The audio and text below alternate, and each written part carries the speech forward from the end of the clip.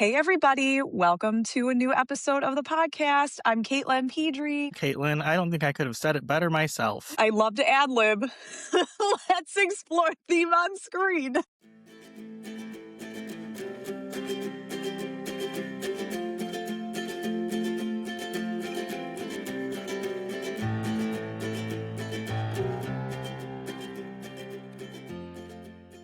We usually have a better intro prepared than that, but I guess Caitlin didn't like that I just wrote ad-lib intro for her. Well, if there's one thing about me, I need a script. I'm here for it. I listen to you guys. I listen to your podcast. You guys have good banter. Thank you. Well, and we have a guest today. Surprise, everybody. Sorry. There's somebody else in the view. Hey, sorry. Yes. I'm a handsome This guy. is our guest. First-time guest, Dro Bush. How are you doing today, Dro? Hi, guys. I'm well. Looking forward to the weekend. Yeah. Ready to, sun's out, guns out, I'm So I definitely hear. hitting up the pool tomorrow. That's my plan. Yeah, he does thanks for the invite. summer I want to Fridays. I want to go over with Paul to your mom and dad's house. Give me an invite. Okay, him that well, do invite, you have bro. summer Fridays? Because we're going at like 2 o'clock. No, I'm working. I'm an adult with a boring job, so Yeah, you actually So- have a real 9 to 5. yeah. I have a real 9 to 5 too. We just have half days on Fridays. I work 9 hours Monday through Thursday, guys. So This is America. yeah. What is the summer Fridays you're talking about? Work As 9 to an 5 like a real American, American. I know we can fight for better, and part of that is not working all day on Friday, especially during the summer. I'll let my boss know. I'll let my boss know that Paul is fighting for a better Friday. Well, speaking of the great banter that the two of us have, this is the witty banter portion of the show. So welcome, everyone. Welcome, listeners. This is episode 31, episode 2 of our Spielberg month. Today, we are talking about the movie Close Encounters of the Third Kind, which I believe was a blind spot for all three of us, correct? Oh, you guys hadn't seen it either. Oh, That is fun. correct, Fun. yes. So yeah, like I said, Dro Bush is a first-time guest of the show, and for first-time guests, there's a couple of questions that we always like to ask them just to get to know them a little better. So, Dro, I guess we'll start with this. This is unique to you. Can you tell everyone what your name means? Yeah, we didn't ask Matt Turner what his name means, so. Yeah. Yeah, your Bobs and your Bills are pretty straightforward, Yeah. right? So Dro, so it's actually a Persian name, and it means truth, but it's actually a nickname in Armenian, which I am. The nickname of the long name is like Tarastamad, which means like Prince of Princes or something like that. And so it's really interesting. I'll meet people, Armenian people, and they're like, "Oh, your name is short for Tarastamad." I'm like, "No, it's Dro." And they're like, "Oh, do you mean T-R-O, Turo?" And I'm like, "No, it's Dro." So the way I explain it for American people, it's like, imagine you met someone whose name was Bill, and you're like, "Oh, is it short for William?" And they're like, "No." And you're like, "Is Bill short for Will?" And you're like, "No, my name is Bill." So that's how I try to explain it. Like, my name is a shortened name, and then it's a nickname, and then it has like the wrong letter because it's been like westernized. It's I don't know. So at the end of the day, it just means truth. Okay. It's good that you explained that to everyone, though, because I always thought it was a portmanteau of just Drew and Bro. Yeah, he came out and his mom was like, "Dude's a bro. Dude's a bro." Well, that's very interesting because I did not know that. I just recently, well, not recently, but met you in the last couple of years. So you're a new friend of mine. But can you explain how you know Paul? Yeah, Paul, I think we met about 7 or 8 years ago. It's been that long already? Wow. I know, dude. Time flies. My best friend is Paul's sister. We met at a job, and we just became fast friends. And then she brought me into this crazy world that is, Paul and Paul's group. And then Caitlin, I met you. I think the first time was Paul's birthday, if I'm remembering correctly. It was either Something that at or his house sounds right. Yeah. a derby party or something like that. So Yeah, it would have been one of those things for sure. yeah. Yeah. Happy I'm to around. happy to be included in the group though. Well, we're happy to have We you, don't- I think. I don't We know how don't hear that Caitlin feels. often. I would have vetoed him being on the show if I didn't want him to be. Hey. I am half of the show. That's true. I In didn't the know we were interest allowed of to veto telling the people. truth. Well, yeah, I mean, all those times I said I didn't want Matt Turner, and then I just fight for he it. just kept Okay. showing up. That's why you need three people, because you only have two, one person says yeah and yes, one person says no, you're stuck at an impasse of 50%. You know. I Yeah, feel we like don't we have would let just a Katie deciding vote. be the tiebreaker for us, though. Like, Katie's got enough sway with both of us that she can be the voice of reason. Yeah, makes sense. We'll think about So, it for the future. well, yeah, that's the fun getting to know Dro, but let's get to know Dro in some movie related ways. So, we always, in the spirit of our favorite app, Letterboxd, we ask everyone what their top 4 favorite movies are. So those are pretty easy. My favorite movies are the ones that I watched when I was a kid. That I'm one of 10, so I have 6 older brothers. So anything that they showed me that they loved as a kid, I just became obsessed as well. So it's Star Wars, Empire Strikes Back, got to be up there. Aliens, Starship Troopers, and I put Terminator 2 up there. Okay. Some pretty broy movies. There's a lot of testosterone flowing through those. Well, like I said, I was like 5, 6, and like I said, I had 6 older brothers, so they were like 12, 13. So for them, they were growing out, and I just like to be included, you Yeah. know? So for me, I was And like, oh, I'm hanging out with my cool older brothers, and not realizing it was shaping who I am as a person. they showed you Starship Troopers when you were that young. Yeah, yeah. They always do the thing where they're like, a really gory scene or maybe a nude scene. They'll be like, cover your eyes, but no one's looking and being like, oh, Dro, you're actually covering your eyes. So I don't know. So yeah, I saw everything. There's nudity in Starship Troopers? There's some nudity in Starship Troopers, yeah. I actually remember seeing that in theaters with my dad and a few of my friends because my dad would take us to R-rated movies. And Yeah. before he kind of said, cover your eyes if there's anything inappropriate, but then he made sure to not even sit with us. So like, he Yeah, wasn't monitoring what we were doing at all, and he knew what you was get going it. on. So thanks, Dad. Well, I think there's such a benefit to having an older sibling like that because the same goes for Taylor. There was a lot of stuff that she wouldn't have necessarily watched, but because I was quite a bit older, 8, 9 years, yeah, she saw a lot of things that she wouldn't. So, and music too was a big one that Yeah, yeah. I mean, she so it's would one of hear the stuff she wouldn't normally. yeah, it's one of those things you start to think you're like, am I my own person, or am I just a combination of everyone, older than me who's had some type of influence? How much of me is Dro and how much of me is my 6 older brothers, right? So I'm sure it's the same thing. Paul, you're Well, you're an older sibling though. Yeah, I'm the oldest, so no one influenced me in any way, shape, or form. So I'm just truly a unique yeah, individual. us two right here, we're truly unique. Yeah. This is us. You got us. Those are some good top four. Have you watched and rewatched any of them recently? Oh, of course. Like at least once a year. Once a year, I do a full rewatch of the first 6 Star Wars anyway. So I'm always watching Hmm. Empire, but Aliens and Starship Troopers are definitely up there. And then same with Terminator. I think I've rewatched the first 3 Terminators every other year. The third one's obviously not like the best, but I still think it is a nice cherry on top to the sequel.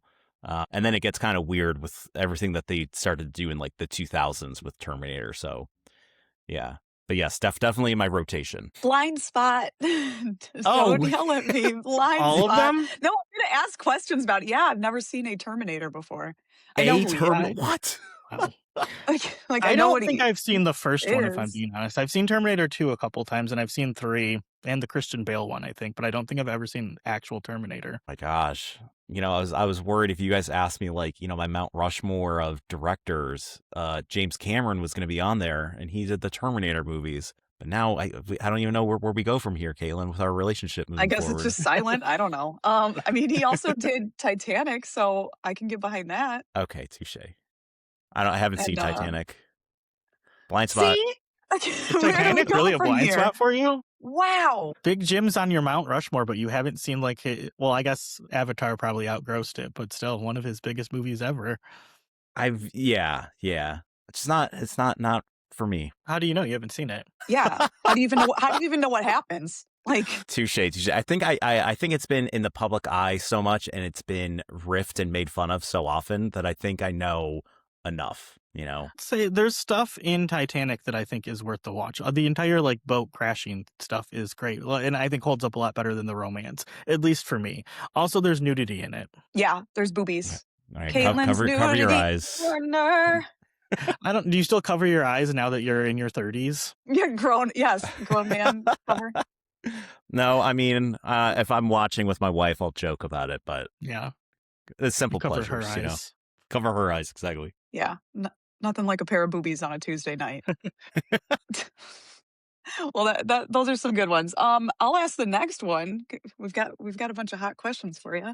Yeah. Dro, who was your first celebrity crush? Pink Power Ranger from the 90s. I Amy think Jo Right, that, good Johnson. choice. yeah, yep. I think that's everyone's. And then as I actually started to get older, I think when I was 8 or 9, I saw Underworld. And so Celine, the character, not even Kate Beckinsale, the actress, like just Celine, something about a vampire dressed in leather shooting Uh-oh. guns, to Uh-oh, this guy. yeah, 8, 9-year-old Dro was like, this is the coolest thing in the world. So I'd probably go Pink Power Ranger and then number 2, Celine, for the people that awakened my, my inner eye. You're a lot younger than I thought you were. You were 8 when Underworld came out? You don't have to tell me your I'm age. I'm 34 right now. When is Oh, maybe I was like 10. I don't even know when Underworld came out now. I don't know. 2002? Okay, so I was like All all the Underworld movies are blind spots for me. I've never seen any of them. Katie really enjoys them. Underworld was 2003, so it was the year I graduated high school. Okay. So yeah, so I was like 11 years old then, which once again, Okay. pivotal for a young man's life. Oh, yeah. Turning point. Yeah, I exactly. mean, yeah, that was probably close. Well, I was probably 13 when The Matrix came out, but a leather-clad Carrie Ann Moss shooting things, like, yeah, definitely changed my perspective on some things. Yes, you get it then. You get it. Mm-hmm. Caitlin, we're talking about boy stuff. What's Yeah. yours? What's my turning point sexually? Is there an example of a leather-clad woman shooting guns for Caitlin? For me, I've mentioned it on the podcast before, but probably just like a mushroom cut. That was like my leather-clad gun. Just a boy with a mushroom cut, or like frosted Oh. tips. Frosted tips really pushed me over the edge. Yeah, I don't know. Dance I don't know moves if and they're baggy Yeah. denim. Oh, just any 2000s I'm boy just band. naming NSYNC. Yeah, I'm just really just trying to point you towards NSYNC right here. There we Would go. you like Frosted Tips to make a I comeback? think it could be done tastefully. I don't think it has to be. You remember, did you ever see they would put that like cap on and then you'd pull the hair through the holes and then you would only dye the hair that came through the holes? That's not Yeah. cute. But like a soft blending, that could be something. If I just I don't did know it if with my red that's hair and I think you think should just that'll do look like a good. nice streak up front, just like Just a one nice streak. blonde streak. Okay. Yeah. Grace, who I'll does put my that hair, in my. calls it a money piece. So maybe you just need a couple money pieces. I like it. I don't understand it, but I Yeah. like it. You don't have to. You don't have to. What else you got for the guest? So as I said, we are talking about Steven Spielberg this month. So, Dro, do you have any thoughts on Steven Spielberg himself? You want to just ruminate for a minute or two? Yeah, of course. I think Steven, we're on a first name basis. Yeah. I think Steve. Steve, I think Spielberg definitely is probably the best director slash writer of our generation. The last, 60, 70 years that he's been active. Any single one of his movies you can put up there and say, this was groundbreaking for this reason, broke this many records. I mean, if you just list his top 10 best movies, you can get an argument for hours being like, no, slot this one, no, slot that one. I think everyone's going to have a different choice. And yeah, I mean, we were Yeah. talking about, your Mount Rushmore of directors. I mean, he's definitely up there. He has to be. Yeah. So He'd be in mine for sure. Do you have any favorite Spielberg movies? yeah, of course, he's done Jurassic Park, Saving Private Ryan, amazing ones. I saw that one he did, what was it, 2 years ago with Paul Dano, and I really enjoyed that, even though The it kind of went Fablemans. yeah, even though I felt like it kind of went under the radar for a lot of people. I just felt like it was a really sweet, like, touching movie. I don't know. I'm really excited for Disclosure Day. Another yeah. alien UFO type movie. Which definitely watching Encounters got me like so jazzed up. I was like, we got to be there opening night. Come on, you and me, let's go. So, yeah, no, I would definitely say he's probably the best to ever do it, and it's going to be sad when he hangs up his his laurels. So Let's just hope he doesn't. That got me really sad. Damn. the year is man, 25. too. Yeah, He's still rocking it. I don't Yeah, know. he's I still mean, putting out I just what's saw a hopefully gonna clip be a of blockbuster him movie. taking pictures with Josh O'Connor and Emily Blunt, and they all wore T-shirts of his movies, like a Jaws T-shirt and an E.T. T-shirt. And he's just like, he's got his phone out and he's just taking pictures of them. He's having a good time. He's excited to be out there again. It's fun. I mean, Clint Eastwood just retired and he's like 96, so we've got at least a couple Clint more Eastwood looks like a years. corpse. Yeah, You could yeah, yeah. also argue That that man Clint looks like Eastwood a probably straight should have corpse. retired a long time ago. I'm Yes, not I sure if don't yes. you even need to watched. argue it. I agree. I agree. Yeah, we did. Caitlin and I just both bought our tickets for Disclosure Day today, so we will be there. Not opening day because I'm going to be camping, but the weekend after opening day. And not opening Fun. day because I have PTSD and can't really go to the theater. We're going to do it anyway. Dro, have you This been isn't on the hearing about? list. Oh, yeah, go Oh, ahead. You were well, going I to say wanted to something ask similar to Dro. what I was going to say, so. Well, Dro, have you been hearing about all these issues people are having when they go to see back rooms? Oh my God, no, please. It's I so bad. I I, Apparently, wa- like, I want to see youths back are going. rooms. I want to see it so bad. Oh, But like teenagers under 18, because it's rated R, are sneaking into these movies. I saw a guy make a video and he said that the group of teens got kicked out and they had fireworks with them that they were going to blow off in the theater. what? Like, why? For what? For what purpose? Who? They're just trying to fuck around. That's the whole thing. It's like, it's to see who can be the funniest, who can talk the loudest. Like, they Yeah, just don't care. And it's supposed to be a scary movie. And I can't really get spooked if I've got Chatty Cathy and his other friend back here. yeah, 100%. I mean, I definitely remember being under 18 and being, a little dick. But that quickly stopped when I was 16. I took my friend's shoe and I threw it, and a man went and grabbed it and he gave it back to us and he said to me very sternly, "Are you going to be doing this the entire movie?" And I was like, "Oh, oh, okay." Like something inside me like shifted, and ever since then, I've been a nice, You never respectful threw a boy. shoe Yeah, after yeah. that?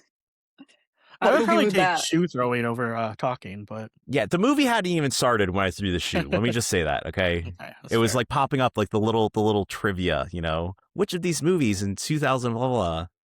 I'm So surprised you anyway, brought your shoe back. I would have tossed it even farther. I think that's why it affected me so much, because that was such a nice thing to bring the shoe and then to sternly be like, "Are you going to be doing this?" And I was like, "No, Yeah. no, no, sir, no." Oh, thank you so much. You've set me on a path that is different than the one I was headed down. Thank you so much, sir. Is that what you were going to say, Paul? I didn't mean to interrupt you. I was just going to ask about your movie going experience as of late. Caitlin and I talk about how awful it is to go to the theaters just because we encounter so much talking. But I was wondering if the experience is similar to you. Do you go to see movies in the theater often, or you strictly like watch at home, or Yeah, no. what are movies like? Yeah, so my What's wife a Bonnie movie? and I, we are Imagine, what do you call them, like platinum members. So Yeah. Bonnie and I will the only way we'll see movies is two ways. You either go opening night so that you're surrounded by other, Like cinephiles, fans. or Yeah. exactly. So you kind of know everyone's going to be on their best behavior because everyone wants to watch the movie, or we wait until like a month has passed, because then you can go to the theater and it's going to be you and maybe three other people watching the movie. So it is kind of a shame that there's that kind of middle ground where it's like, oh, you're gonna have a bad experience if you just go on a Friday night, Yeah. a week after the movie came out, because you're gonna have some guy trying to impress his girlfriend or his crush, and I don't know. I feel like it's just society today. I don't know if that sounds rude or jaded to say. Oh, kids these days, youths. Nothing's really rude on this show, Dro. I mean, that's kind Welcome to of the conclusion the we've rude come up zone. to too. Though I don't always feel like it's youths because sometimes it's just really old people that also don't know how to behave. So can't Yes, put my yeah. finger Yeah. on it, but yeah, it's rough. So have you watched anything recently or anything in the year 2026 that you're looking forward to aside from Backrooms and Disclosure Day? So this is gonna sound crazy. So I just watched Mortal Kombat 2, which came out in May, and it made me really excited to see Street Fighter, which is Yeah. coming out later this year. So Mortal Kombat 2, I'm not going to ruin anything, but like there were a couple parts that were camp, and those were the most fun parts of the movie.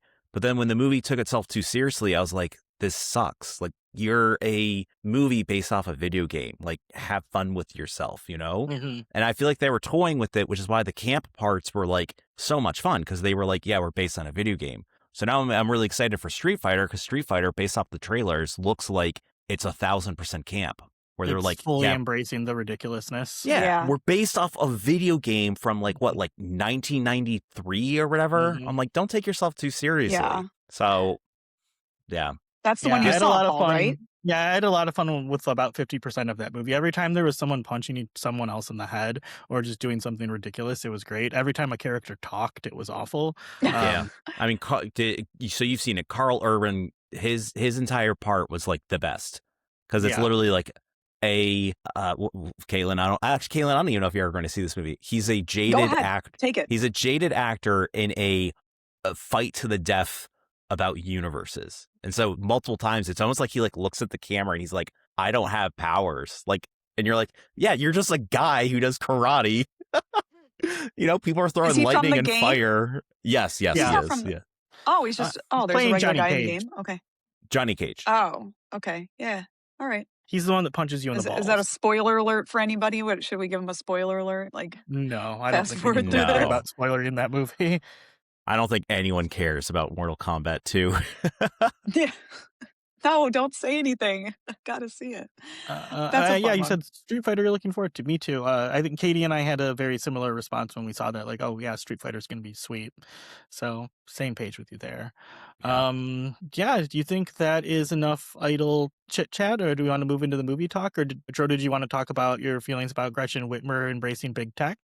I mean, the only thing I'll say on it is that ever since the assassination attempt on her, I feel like she lost her game. I feel like it got to her head. She's So playing it a little too safe. yeah. So I'll say that, Interesting. and then we can move past We it. can move on. Okay. Yeah. Well, yeah, we love to get political on this show. So time to move on to the movie. Like I said, we're talking about Close Encounters of the Third Kind. This is all of our first watch of this movie. We chose it because Dro hadn't seen it before, and neither had we. So I'm going to go over the cast. Caitlin's going to go over to the plot, and then we will dive into the movie.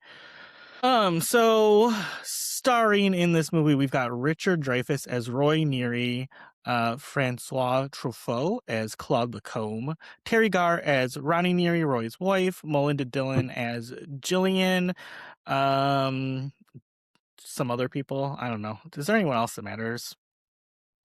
You guys He remember asks Carl that every Weathers is in time, here, according to the like I'm Wikipedia supposed to page. I don't say. remember seeing Carl Weathers, but and so is Lance Hendrickson apparently. Yeah. Sorry to interrupt. Carl Weathers is the soldier when they're at the camp. Okay. When he's trying to break into the city, and Carl Weathers is the one who says we shoot looters. I Gotcha. immediately clocked. I was like, why is Carl Weathers in this movie? But yes, sorry to interrupt. Why isn't Carl Weathers in this movie? Is what I usually ask. Touche. That's a good question. Oh, there's also Bob Balaban as David Laughlin, the translator. Mm. And then the little boy, Mhm. I don't remember his name, but the little boy's in there too. He's important. Yeah, that's the cast of the movie. Caitlin, do you want to take us into the plot? Yeah, it's a long one. It was a long movie. All right, friends. A man named Roy has a close encounter with a UFO when out working his job. After he begins to have delusions, an image in his mind that he can't shake. He begins to build the mysterious shape out of moose and potatoes before finally losing it and filling his house with dirt, plants, refuse, etc., to build what looks like a giant mountain. Meanwhile, a woman, Jillian, and her son are at their home when a strong wind blows in and the sky starts turning to low clouds and rumbling. A UFO has descended upon their home, shaking it, and beings are trying to enter. Although they try to hide, the child climbs out the doggy door and is taken by the UFO.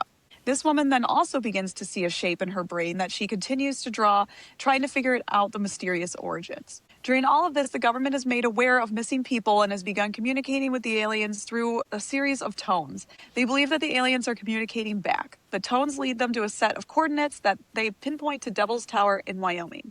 The government then descends upon Wyoming, knowing the aliens will try to come down to that location soon. In an attempt to clear the area and hide the world from the aliens, they fake a gas leak so that the surrounding areas will have to be evacuated. This leads to a news report, and lo and behold, they show the Devil's Tower, which is the exact shape that both Roy and Jillian have been drawing. Roy takes off for Wyoming, leaving his wife and kids behind, and so does Jillian because she needs to go find her son. Once getting to Wyoming, Roy sees Jillian and they set off to find the Devil's Tower, knowing that something is going to take place there and hoping to find Jillian's son. The two climb up the mountain and come face to face with the government on top with an entire setup ready for the UFO landing and ready to communicate further with them. The tones begin and the UFOs descend to the landing pad but don't land. Thinking that's as far as things will go, the teams clap, but wait, there's more. Suddenly, a huge UFO comes out from the clouds and makes its way to the landing pad. It lands, and after some communication through the tones of the at the bottom of the spaceship opens up, and out comes people. We learn that these people are the ones missing from the beginning of the movie, along with tons more that we didn't know were taken, but they have a list of missing people that they're lining up with those exiting. Some claim to be from years and years before, and they have not aged. Finally, little Barry, Jillian's son, comes out and runs to hug his mother. Thinking again that that's the end, the missing people walk away to begin interviews about the experience, and out comes alien number one, a long, spindly, slender man-looking creature, followed by a bunch of more regular-looking aliens. Roy, who has also made his way onto this area, is debriefed and decides to line up with the other astronauts to be chosen to board the UFO. The aliens end up choosing Roy, and he happily gets on the ship. The movie ends with Roy taking off in the spaceship and the government having newfound research to ponder over from their experience. That was really good. That was Was that the play? plot. Yeah, that was good. I It was think a that's what lot. happened in the movie. Yeah. It was just a freaking lot. I watched it yesterday, so it's pretty fresh in my head, and I think that's what happened. Yeah. One thing I'll point off right off the top, when you said that it's a lot and it's a long movie, it's a 2-hour long movie released in 1977. Like I don't Yeah. feel Yeah. I feel like movies were barely 90 minutes back then, and Spielberg somehow convinced people like, yeah, this 2-hour long movie is gonna blow your mind. I mean, it's a little So- long. Yeah. I think it's like 2:17 is what the director's cut ends up being. So it Okay. definitely, it was a tough weeknight watch for me. I like a tight 90 on a Wednesday night. So, but I made Should it have through. started earlier. Should have started earlier. Yeah. All right, team. Themes? Yeah, so usually we get into themes of the movie, but sometimes we say whether or not we liked the movie or not now. So I don't know if you guys wanted to say whether or not you liked the movie since it was a blind spot for all of us, or if you wanted to save that for a surprise at the end. I'll I'm a say it. passenger. Okay, go, Who are you pointing to? Caitlin. I liked it. I liked it. I also liked it, but I will say to me it was a bit of a tougher hang than something like E.T., which we just watched, or Jurassic Park. I don't think this would be something that I could rewatch as much as I could watch those movies, because yeah, it was just rough subject matter wise, I think, not that it was a rough movie watching experience. It was a really good Yeah. movie. Yeah, I agree. Really good movie, but maybe for like a weekend, like you said. Yeah. I was like, damn, more? Well, yeah, it's just Damn, it's still going? we talked about with E.T. just like Spielberg's kind of like crowd pleasing sensibilities, that he can make really good movies that everyone kind of enjoys. And I think people really do enjoy this. And then like I was looking at just my friends on Letterboxd, and everyone either gave this 4.5 or 5 stars. But for me, yeah, it was a bit of a more of a difficult watch, because I guess I'll say it right now, because this is kind of, a lot of people, a lot of the reviews and stuff that I was seeing were talking about like Spielberg's sense of childlike wonder, and how like the main point of this movie is kind of not fearing the unknown. And I guess that's in there, but to me, this was closer to Jaws, and that a lot of it seemed like kind of a horror movie to me. Right. It was Oh, about, like a man's descent into madness. 100%. Especially the first Alien. He was horror. Yes. Yeah. Yes. When you said Slender Man, I was like, yeah, he was a really creepy. Slender Man looking ass coming out. Yeah. Like he crawled for some reason, but then stood up. And it's like, Yeah. oh, so he's all, I don't know, what do you call that? Bendy? He's got joints. Like, I very did definitely creepy. write this because I was obviously taking some notes while I watched the movie, just to make sure the points I wanted to talk about I had down. Roy is a very unlikable character. And I Yeah. feel like part of it is because of, Paul, what you said about like his descent into madness. Like he just ends up being like, I'm not rooting for this guy. Like I do not like this guy. And I think it's because of what you said. Like the whole thing with his wife and building the mountain, I was just like, man, I do not like this. Like, go hug your kid, Yeah. oh, literally. I think in every section of our show, I wrote something about how he's just a terrible father. Like, are you joking? Just like, just step up, dude. Just like, stop. It's enough. I mean, and Well, there was that scene of when the kids run in to take a photograph of him, and he like cutely is brushing his teeth and he turns around because he knows there's there and he makes the face. I was like, oh, so he knows how to be a good dad. He's Mhm. just choosing he's choosing to be a bad guy. Okay. I think Right. that that leads me to to the two real competing themes of the movie I have, and one of them is the idea that Spielberg's done I don't know how many interviews about this over the last 50 years or whatever, um, and it's impossible not to look at this if you've seen anything he's ever said as a movie about his parents' divorce. Oh. So that's certainly in there, but I do have is the thing that I think he was trying to communicate. Maybe I think the divorce stuff was maybe a lot of his subconscious and whatever. But having an experience in life that is so profound and life changing that it changes the entire trajectory of your life. So whether that be a religious experience, which I think there's a lot of religious imagery in this movie, which we can get to, or I don't know, whatever that happens to a person that PTSD, let's say that I think it's fair to say that he's got some PTSD after he sees the aliens. Yeah, just some sort of experience that changes who you are as a person. Not trying to say like what PTSD is because it's different for a lot of people, but the man's didn't even get taken and probed. Like, how did he get PTSD from just seeing it? Maybe that I needs to mean, be explored. I feel like it's something that you can't understand, right? I Yeah. feel like if that happened to me when he was on the train tracks, I probably would act like Roy also, Number one, it's scary. Number two, it's like it's 1977. You don't even have the internet yet. You're like, what am I looking at? Yeah. You can't just Mhm. Google. Has anyone else seen something in the sky? You used to have to Yeah. listen to the There's no radio. local Facebook page for the area. Like anyone else see those lights? Not just Yeah. me. Gonna Got go it. on next door. Did everyone else see those? No. Yeah. Did you hear And it's those kind of lights? hard Must be to kids. well, it's hard to portray something on screen that's just supposed to be incomprehensible because we can see it as the audience and 1977 technology, it kind of just looks like lights to us. But if you put yourself in that shoes and you have that kind of experience, yeah, I mean, I think it's fair to say that it fucked him up greatly. Yes. And then he got fired also, which I don't think Yeah. helped. I saw an Just alien and then I came home and got fired. Yeah, just more time for him to build his mountain. So then to that, one of the themes that I put was obsession. So I guess that kind of just Mhm. goes hand in hand.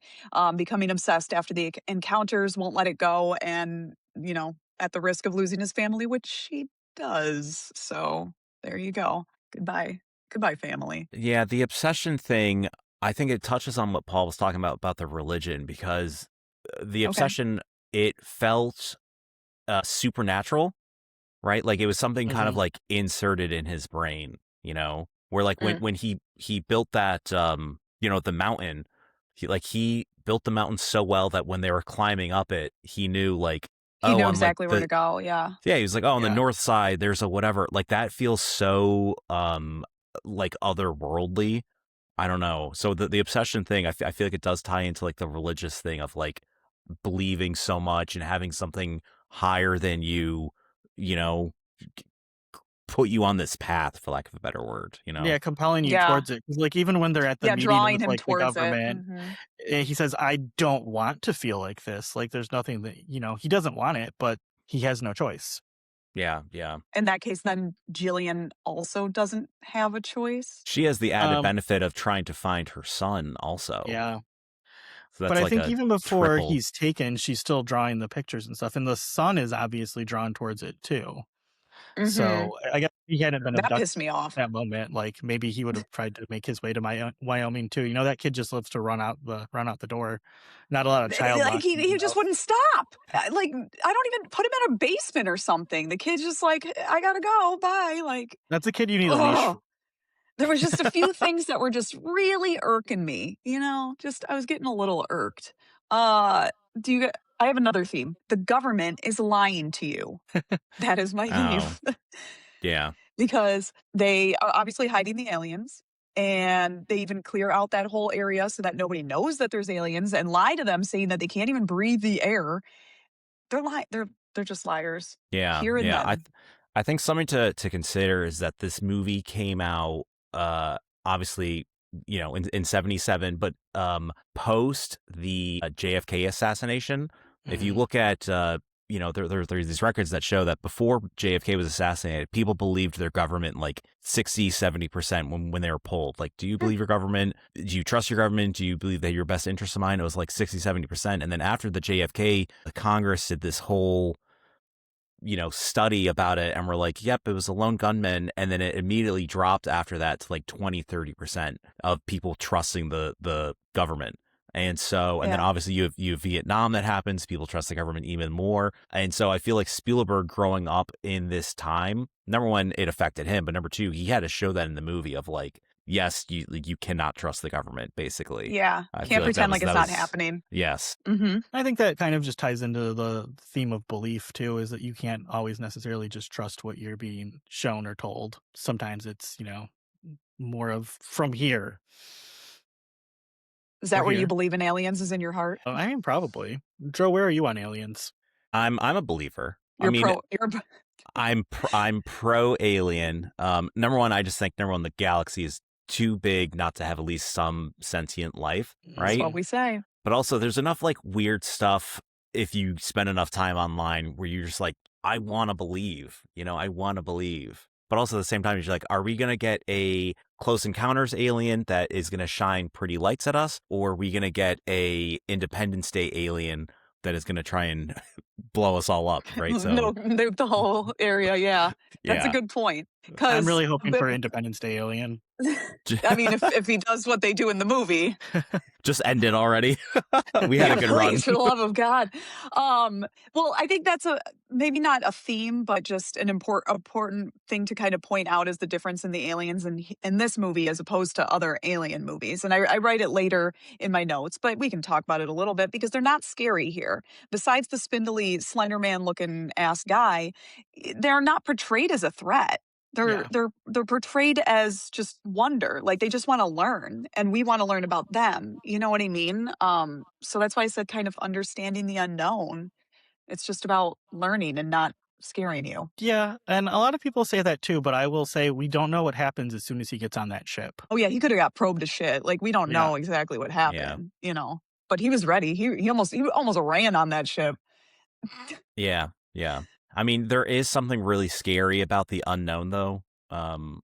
The aliens obviously aren't trying to scare us in the movie. I think that's apparent. But when Roy's on the railroad tracks and he has that experience, like it is if that happened to any one of us, like that is a very scary thing to have happen, And so especially getting a sunburn on one side of my face, like for me, that would be terrifying. Yeah. So for the aliens, they might be like, oh, we just like took your picture. Like for them, that's how they think about it. But for us, it's like, that's so unknown and alien that, yeah, you did scare me. Like I am scared, So have you ever had an alien encounter? Speaking of, yes, I have. This sounds crazy. My wife and I were driving up north about 3 years ago. It's pitch black. We're just trying to get to where we're going. And we see this shooting star, for lack of a better word. It's going horizontal. It stops. It drops, and then it continues to go. And my wife and I freaked out because you're seeing a shooting star. Normally they just keep going horizontal. This dropped vertical like a while, and then continued across horizontal, like right out. You're driving. It's like right there in front of you, up north Michigan. It was probably the scariest thing I ever saw. So no, there's sounds like for you just sure had alien drone. I mean, okay, it probably was a drone. Paul, you're probably correct. Or I don't know. I'm going to actually believe that it was a UFO. Okay. So no, Paul, you're wrong. I will too. Yeah. Another theme that I have, though maybe the last one I'll get to, is once again, just like E.T. and the other movies, Project Hail Mary, the idea of communication and finding common ground with things we don't have a common language for. I mean, that happens in E.T., it happens in Project Hail Mary, and it happens here through the musical tones. So yeah. The music was a nice choice. I liked it. And even the lights blinking kind of behind it, I thought that was just like a little... Like, and then I felt like the alien spaceship kind of looked like, do you guys remember that game? Simon. Oh, yeah. And you had to repeat it. Simon and the way the lights were kind of going, I felt like it looked like a Simon game. I mean, I do love an alien that communicates like an alien, right? Because obviously if we're bipedal. They have 2 eyes, 2 ears. At that point, you're kind of like, are they really aliens? I mean, obviously they're not from here, but they're so alike us. So when you see something like Project Hail Mary, where you have a 4-legged rock thing that Yeah. uses echolocation or whatever, you're like, oh, that is alien. Because yeah, they're from a different planet. They probably, Yeah. you're right. So to see something that alien is very, very exciting and new. And you're like, yeah, the universe is vast. Of course, there's probably going to be different aliens, that don't look like us, don't sound like us, don't communicate like us. So yeah, it was really fun. Well, that's why I thought originally when the people were walking out, what was scarier to me was aliens that look just like us and we don't know that they're aliens. That actually freaked me out more. And then when they started saying like, "Oh, it's, I'm blah blah blah from wherever," I was like, "Oh, okay, they're actual humans." Good. Until he I was until he makes the sequel, and then you find out all those people who came back were yeah. replaced by aliens. Yep, exactly. I'd watch Exactly. that. Not interested. Do you guys have any more themes? Well, so speaking of this just being his divorce movie, I do think the idea of searching for answers and there's not really an answer to be found.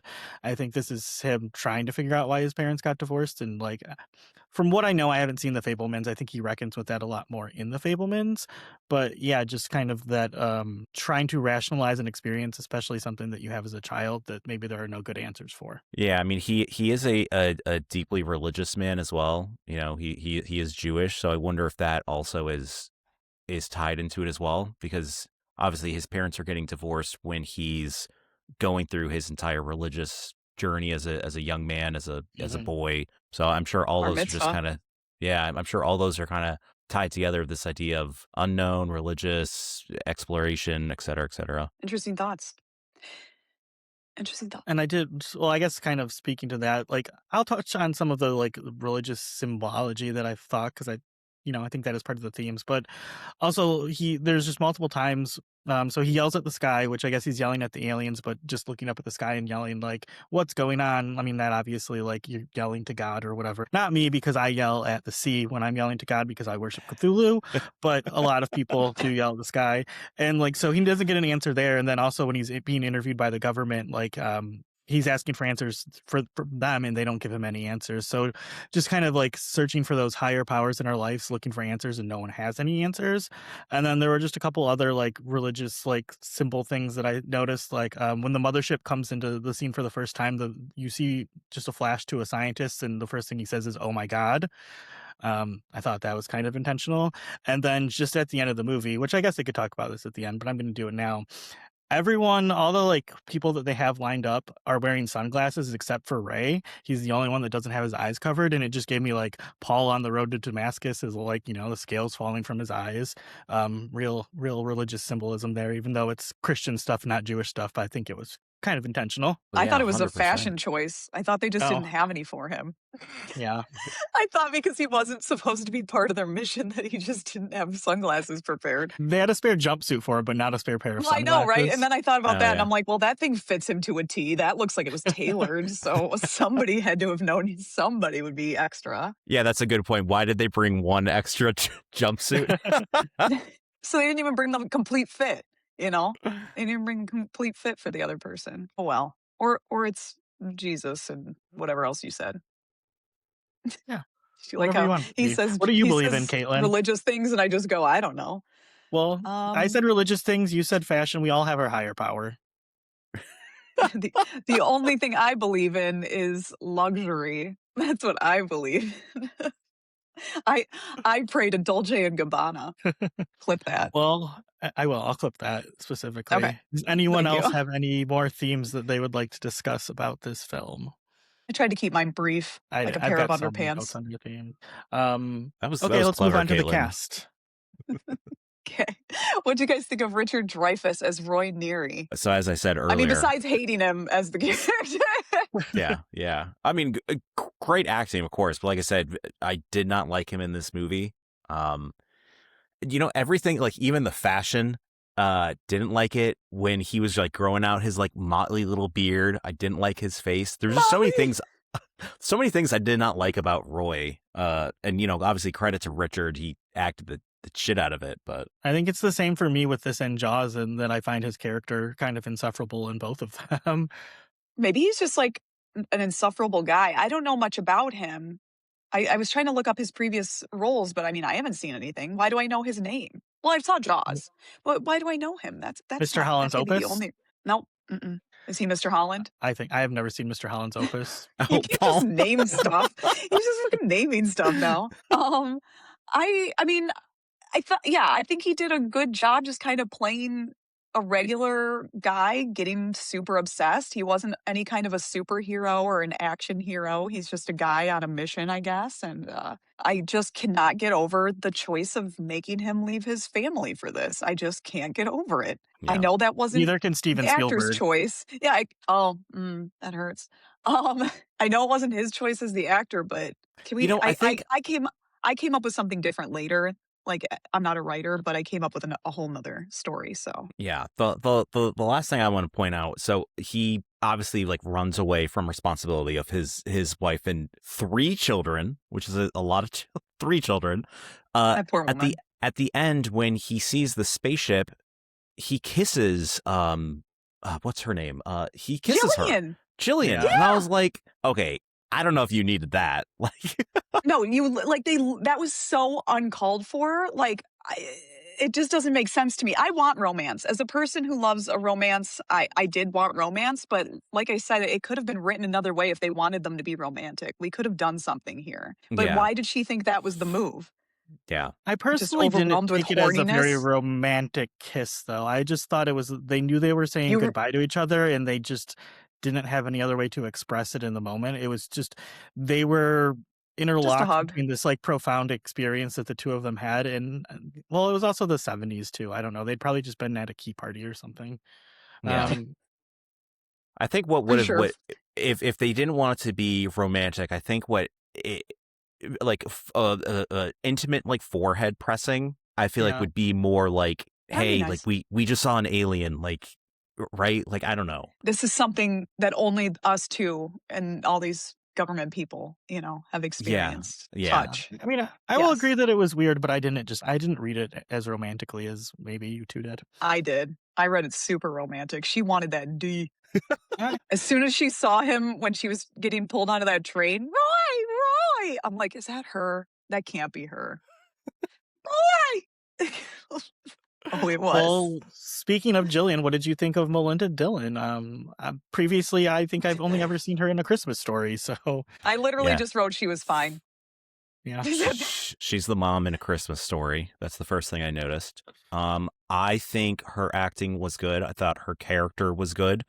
Um, you're a mom who sees something crazy and then they steal your son. Like Yeah. how else? Yeah, but I mean, like how else? I feel like her character was like believable. Like yes, like Yeah. you see an alien event and then your son goes missing. Like of course you're gonna be Yeah, what else would you do? Yeah. razzled. Mhm. I think when they were doing that like press conference or whatever, and she was there, and they were trying to ask her what she was going to do, and she just like had this look of pure just like shock on her face. I thought that was really good acting. Yeah.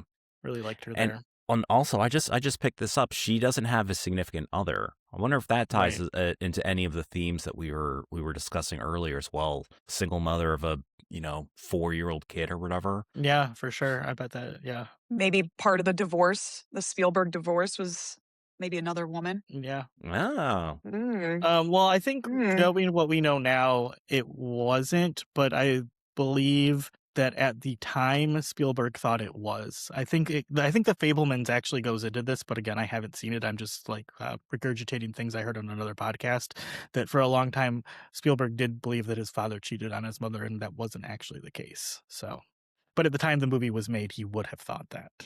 okay, yeah, Yeah, and it's a little interesting then to me, like, obviously he was a grown man at this point, but maybe as a child reasoning with why would my parents split? Like, what could possibly be the reason? It's either aliens or another woman. Oh my God, Caitlin, that's actually genius, dude. I didn't think about that. Like, as you're trying to reason with it as a child, like, why would my parents leave? It's gotta be one of these 2 things. Yeah, And then under Melinda Dillon, that's where I wrote the kiss stuff. I said, I think what I would have done as a person who's not a writer and has no idea how to do that, why not just make them like husband and wife and their son got taken? I think that could have been an easy change. But again, he was probably reasoning with something. So I think, yeah, I mean, knowing that he's dealing with just the idea of divorce, the fractured family is something that mhm. he's touching on. I mean, he does it again in ET too. Yes. What? Because the father leaves. Yeah, the You dad's in see how long Mexico that with his took new me? I'm like, girlfriend. Yeah. took me You like a just whole minute watched this there. movie, Caitlin. They blend. And Paul texted me and he's like, I didn't want to do a bunch of alien stuff, and now look at us, a bunch of alien stuff. And now I'm just Yeah, we were like, just gonna do all the Spielberg, but we just picked aliens. Spielberg alien movies. Why are we like Oh, well, this? we did the best that It's we could. fine. So full circle moment for this podcast. Do you remember several podcasts ago at the beginning of the year when I said I was going to be getting into the French New Wave, but I only watched 2 French New Wave movies? Um, Yeah. the director of the first movie that I watched, The 400 Blows, is Francis Francois Truffaut? Truffaut. Truffaut, yeah. Oh, So yeah. he is obviously, I think what I read was this was his only English language movie that he ever acted in.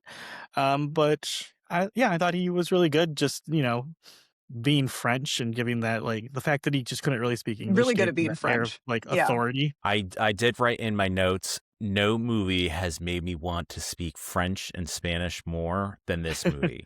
Yeah. So much of this movie was someone speaking French, and then you're waiting for someone to translate. And I was just like, just don't do that.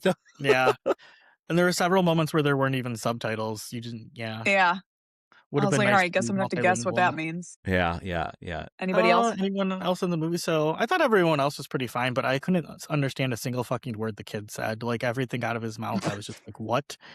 I don't know. Maybe that's just me being old and I can't Another hear like terrible high kid pitched tones actor. like that. The I didn't only even think his words, acting was bad. yeah, the only words, obviously the kid's 4, 5. The only words like he ever said was when he first saw it, he was like ice cream because they kept talking Mm. about how the UFO looked like an ice cream. And then when he was getting Toy attacked the toy second something? time, toy. And then at Yeah. the end of the movie, he was like, goodbye. Bye-bye, yeah. And I was like, Mm. all right, well. Well, now that I know what he said, that really changes the entire movie for me. So can we go back to themes? Now I gotta go back and rethink about what I was writing here. Yeah, Rewatch the absolutely. movie and pay attention. You'll catch some Easter eggs. Toy. You'll get the Easter eggs. Okay, how about the plot? What Oh, I did you still guys have think my about the plot? cast. You gotta give me a signal, man. More These are just some small casting notes. Okay, I think I would after you. watch any amount of movies about just anonymous white guys in rooms making decisions. Like, I just kind of love those scenes when it's just the government guys and I can't tell which one's which, but they all just kind of look, I don't know, like Apollo 13, Yep. Oppenheimer, any, just dumb white guys doing things. I love it. Yeah. Caitlin, I don't know if you picked this up, but do you remember at the meeting the crazy old man that says he saw Bigfoot before? One with the sign? Yeah. Yeah, what about him? You know who that was? That is the neighbor in Home Alone, the shovel murderer. No. Yes. I like that you did the Home Wait. Alone thing too. Stop. I know. Oh my gosh. That's so good. That's full for me. Yes, thank you. And then the last casting note, I will say, the dog that comes out of the spaceship at the end of the movie, it's the Great. same dog from Jaws. Whose dog is that? fun. I don't Is know. it but Steven's? I don't think it was his, but I guess he liked the dog enough to cast it in 2 different movies. We love dog acting. Yeah. There's a dog here acting right now, acting like a fool. Okay, well, that's all my thoughts on the cast, so we can jump into the plot right now if you'd like. Okay. Well, like I said, overall, I think I really like the plot. I think Stevie Boy, really has a passion for aliens. Like he really likes exploring this as a thing, and just like he has a passion for wonder. That first encounters can be more of a peaceful event and not a scary event. Yeah. I'll say I like the movie. I did like the idea that an alien encounter can be friendly. I don't think we see that many in pop culture. Obviously, you have E.T., Close Encounters, both of them by Steven Spielberg, and like maybe Men in Black. There's some right? good Like, aliens in Men in Black, yeah, but also shooting a bunch of aliens too. So yeah, but I'm Yeah. saying normally what it is you see an alien and it's because the aliens are here for a nefarious reason, yeah. right? So Probing. probing, yes. Again, we don't know that probing did not occur as soon as he got on that ship. Yeah, we literally cannot say if it did or did not happen, and I'm gonna go with it did. But this is the thing about any type of probing or even the aliens when they give him a sunburn. What if that's just the same way when we catch a giraffe out in the wild, right? And you're like, oh, we're going to check your blood and give you a tag and, make sure that you're being healthy. And what if that's just the aliens version of that? But we just don't know because they're so much more intelligent and beyond us, you know? I mean, it could be, but if they're so much more intelligent and beyond us, wouldn't they know to like stop when they're anally violating us? Yeah, like, the butthole is like a no-go zone. I mean, for a lot of people, For a some lot of people might be people. interested, you never know, and then maybe they'd have that kind of feedback already because 'cause they've been looking at us for so long. Yeah. Yeah. They would know who was into the butt. This is out of hand. I This is apologize, we can listeners. move on to something else. I touched on this And I already, but I definitely won't put did a pull below. Don't worry about that. I just said I thought a lot of this movie was really terrifying. Like the entire scene with the Christmas Story mom in her house, like that just gave up straight up like the Conjuring vibes. Like it's a haunted house, and like Yeah. so They did not seem nice then. yeah. For all the times that they seemed nice, they didn't seem nice. They seemed like because Well, then we they're just like don't. the screws coming out and stuff like that. Like, whoa, you want to get in here that bad? Yeah. Well, and Yeah. then just the red light, like nothing good ever comes from just a red light glowing in your house. Yeah. Unless 100%. it's a brothel, I guess.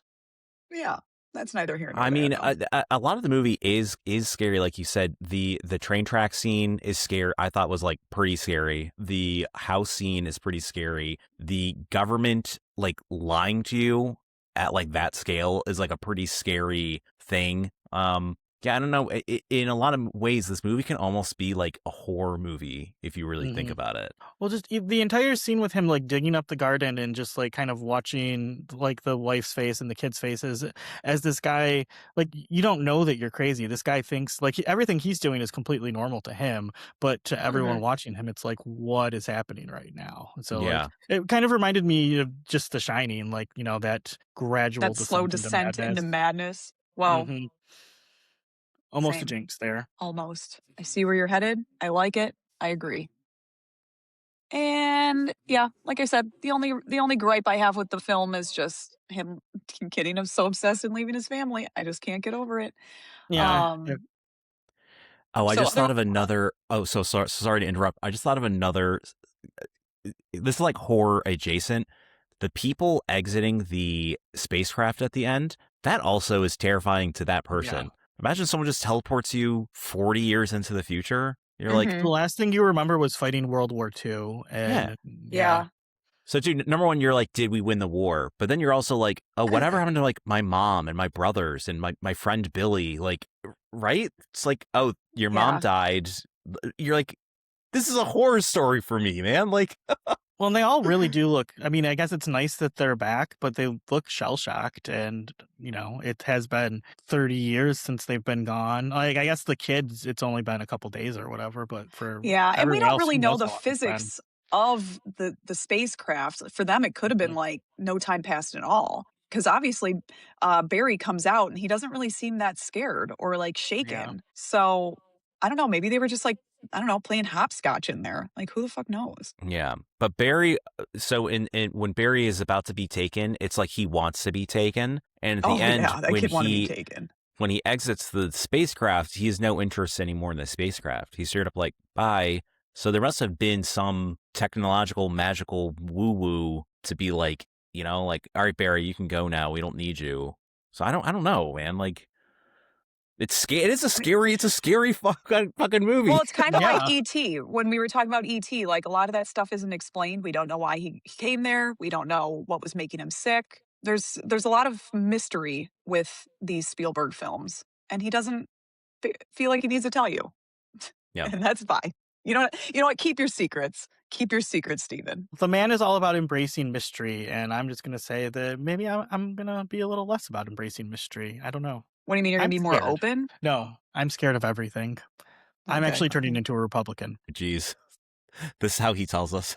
This podcast is taking a turn. The whole A thing is hard like as a right whole. turn. Oh, literally. Do you guys have any other, plot thoughts? Plot thoughts? I mean, mine, yeah, was just about it being a scary movie, and yeah, just feeling really bad for the family. Like they literally disappear in the second half of the movie. We don't see or hear from them again. we have no idea what happened to his wife or children, and And the that's rip of it that is is that's scary. when the movie really takes off, so Yeah. Yeah. sorry, family. Yeah. It's the rip. Do you guys I have mean, I any guess I have a favorite. question. Oh, Oh, go ahead.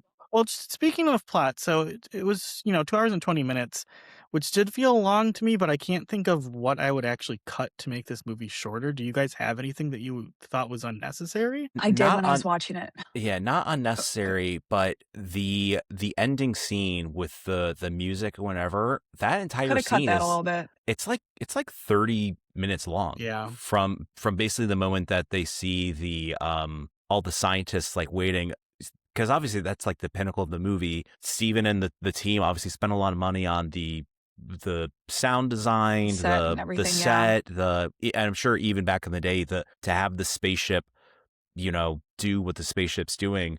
But I feel like that's like a big part of the movie. I don't know if you could cut anything from it, but that was pretty long. Yeah. Maybe playing the musical tones a few less times.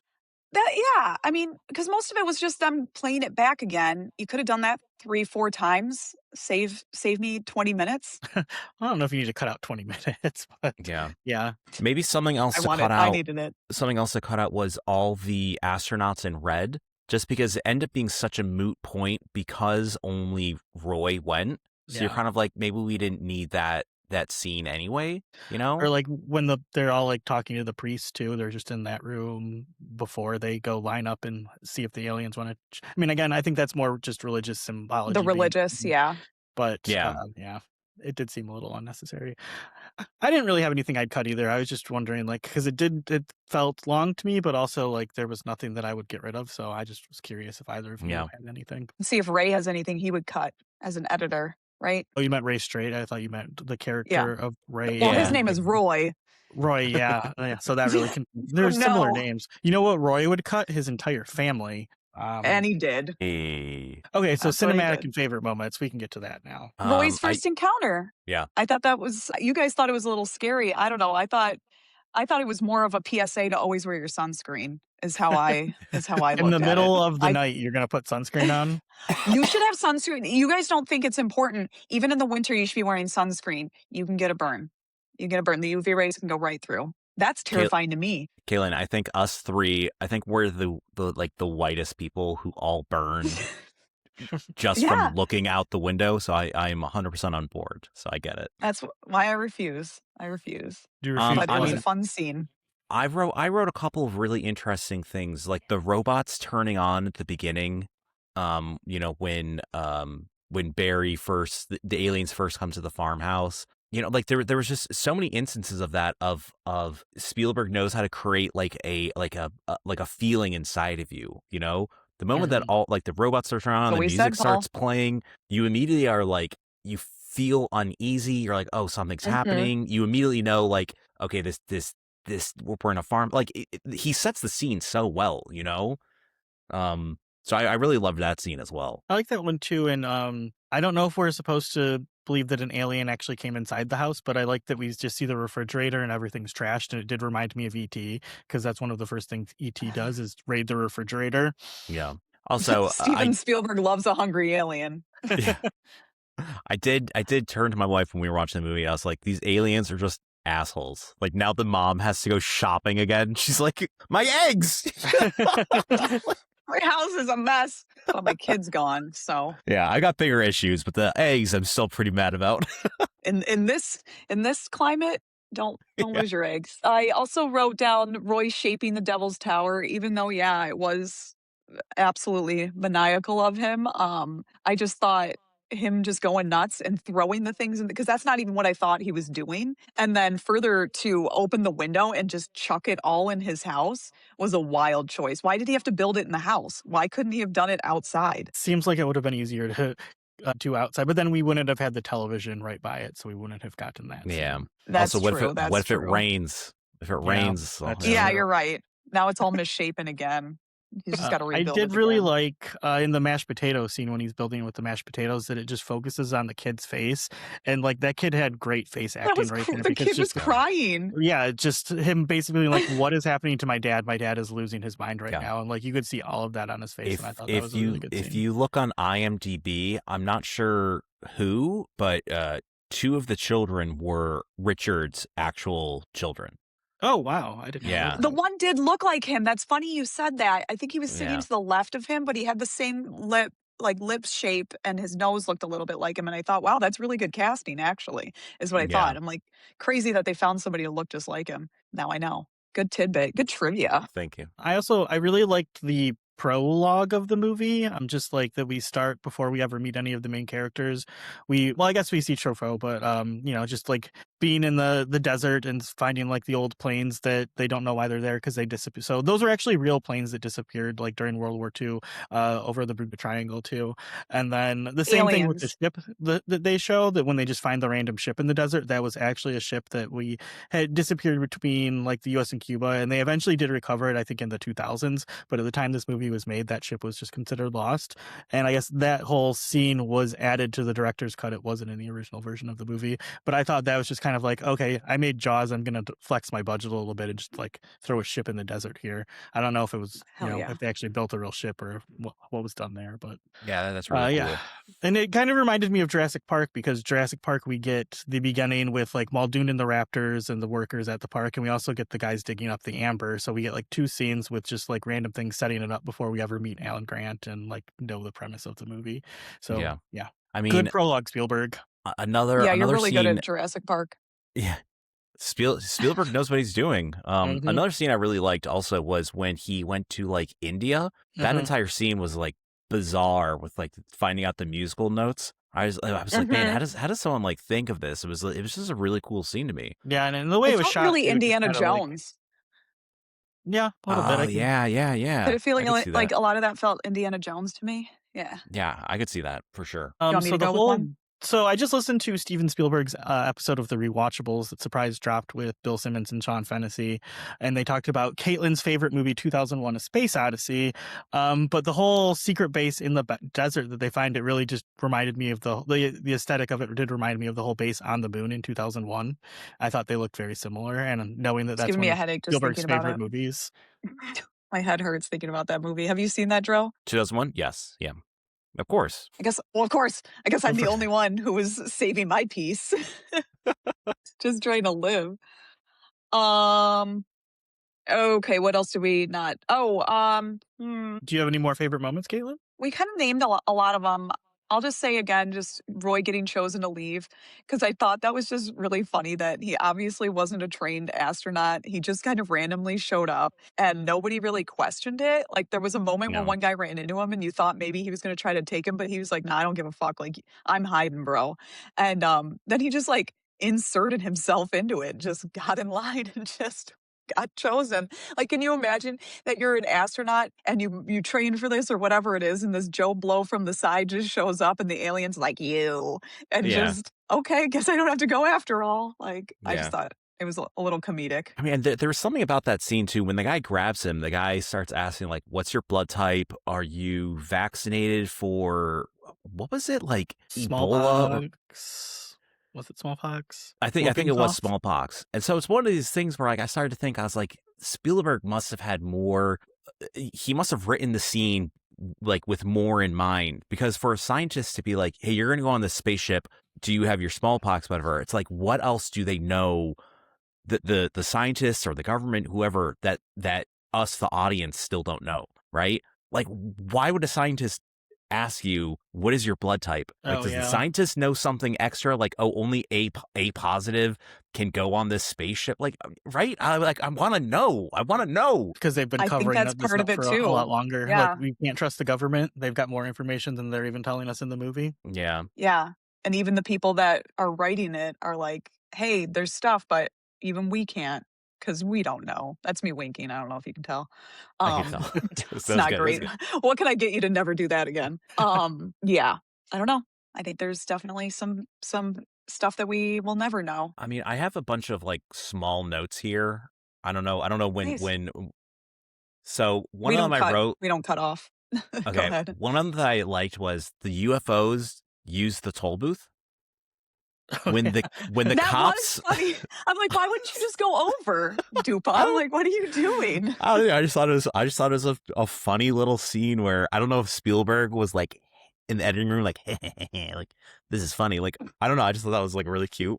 Um, uh, and then two other things I noticed. I felt like the entire farmhouse scene. I felt like M. Night Shyamalan in Signs. I felt like it was Oh almost like yeah. a. I felt like it was a complete ripoff almost. Like Oh, he obviously, definitely used it as inspo. yeah, like locking all the doors and this and that, and then even like the screws coming up off the whatever felt very reminiscent of like the aliens just like trying to get in. So Yeah. that was one thing I noticed, and then I don't know if you guys have seen this new show Yeah. Pluribus. Pluribus, yep. Okay, so Paul, I He won't doesn't say have Apple anything. TV. Okay, Paul, I won't say anything to ruin it for you, but Caitlin, when they are trying to figure out the music and they're all, at like the radio tower and over here, it felt like the Mhm. opening episode of Pluribus Okay. where they're I trying to figure out this information that came to them from space. Yes. Yes, I'm remembering now. Yes. The Okay. scientist people, and they're trying to figure it out. Yeah, because it was Yeah, yeah. a couple It months just ago. felt yeah, Great show. it felt very same copy, which No, I actually really like that people are still taking inspiration from a movie from which I guess isn't technically that long ago, but I guess if I was a kid born in, For a long time. 2006 or whatever, I'd be like, "When are you 80?" Well, he is yeah, 80.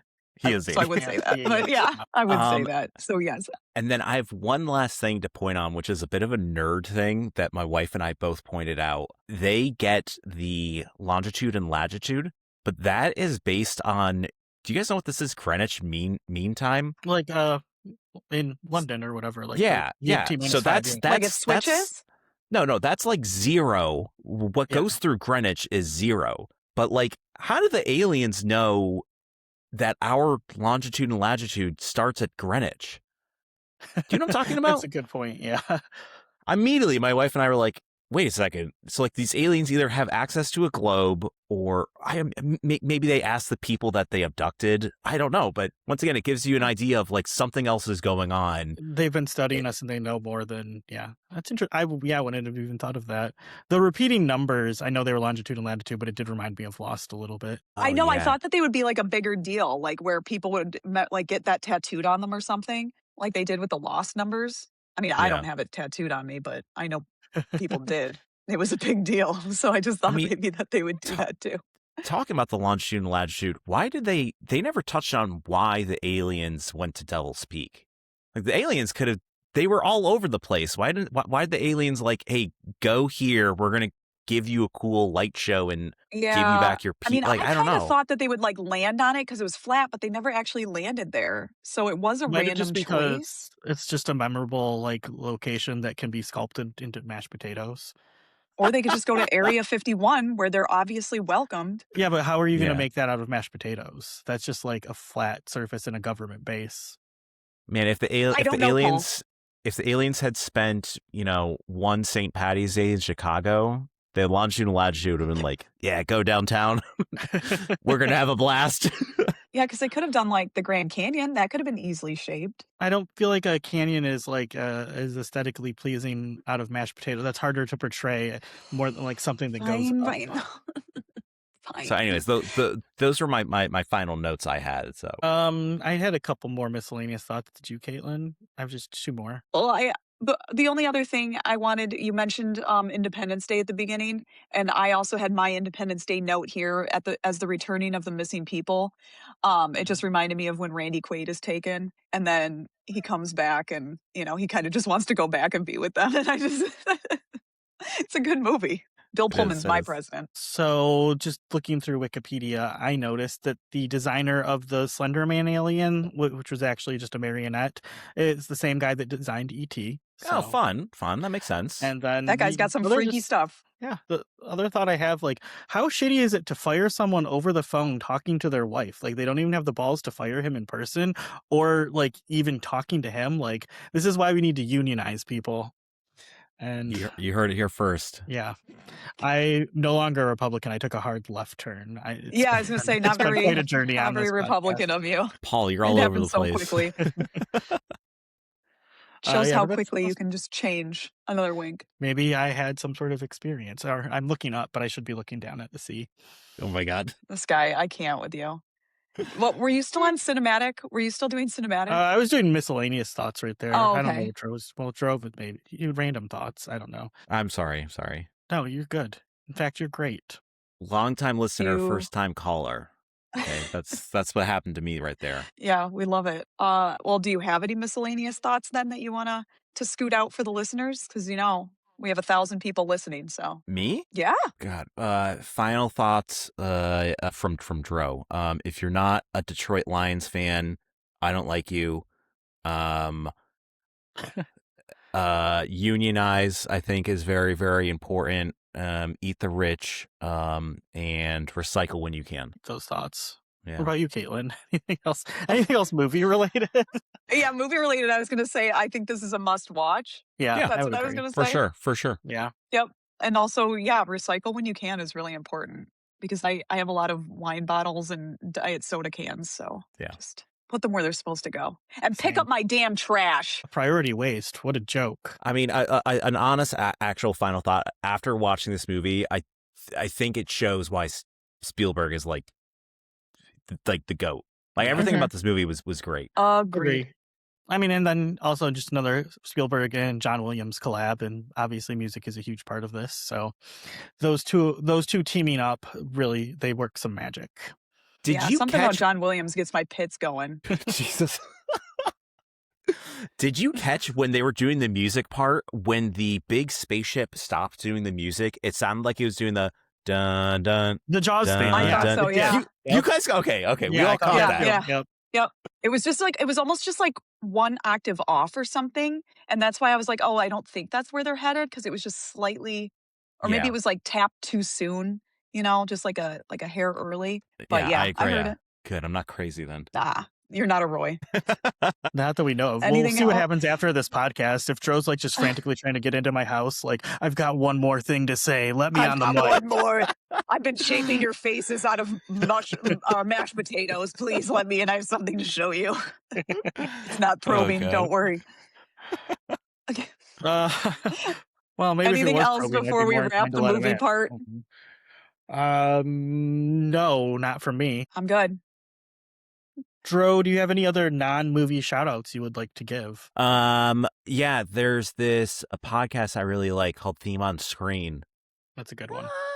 Yeah, they're a really good one. No, that's my only shout out. My next shout out, invite me back. This was a lot of fun, and We would Oh, love to have good. you back. yeah, Well, I guess I can't we need speak to for do Caitlin. we need to do another blind spot, all three of us. This is fun. This was a lot of fun. I agree. I will invite you back. And if Caitlin disagrees, then she's off the pod. Hi, It's the Caitlin. razzing for me.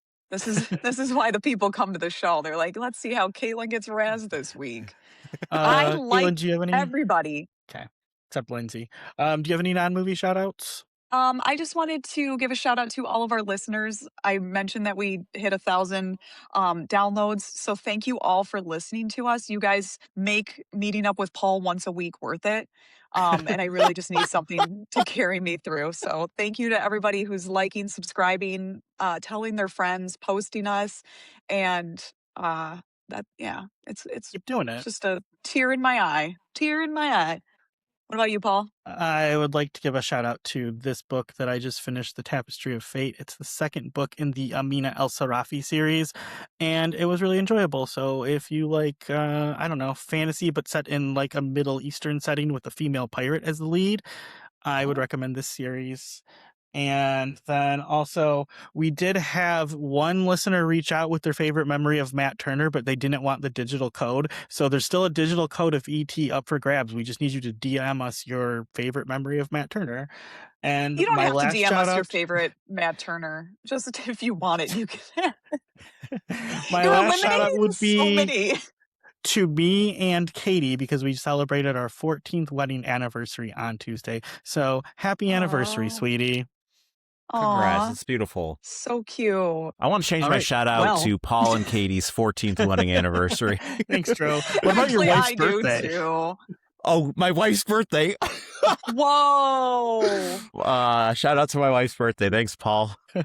Paul is now my wife's husband. I can only handle one woman. I'm sorry. You'll have to keep Bonnie. Sorry, this is enough for me. I'm good. Caitlin, do you want to tell everyone where to find us on the internet? Sure can. You can follow us on Instagram at Theme Not on Screen. We are on Letterboxd, same name without the dot, just Theme on Screen. Follow our movie watching journey. YouTube, hot place. It's hot over on YouTube. Just Theme on Screen over there as well. Like, subscribe, comment, send it to somebody. Get us to 2,000. Let's fucking Yeah, go. let's do it. Yeah, speaking of that, we're gonna take a week off next week because I'm gonna be camping and it's gonna be hard to podcast. So we'll be back in 2 weeks with Disclosure Day. Sure will. All right, guys. Thank you so much for listening. Goodbye. Thanks for being here, Dro. Bye. Bye. Goodbye. Bye, Dro. Thank you. Bye.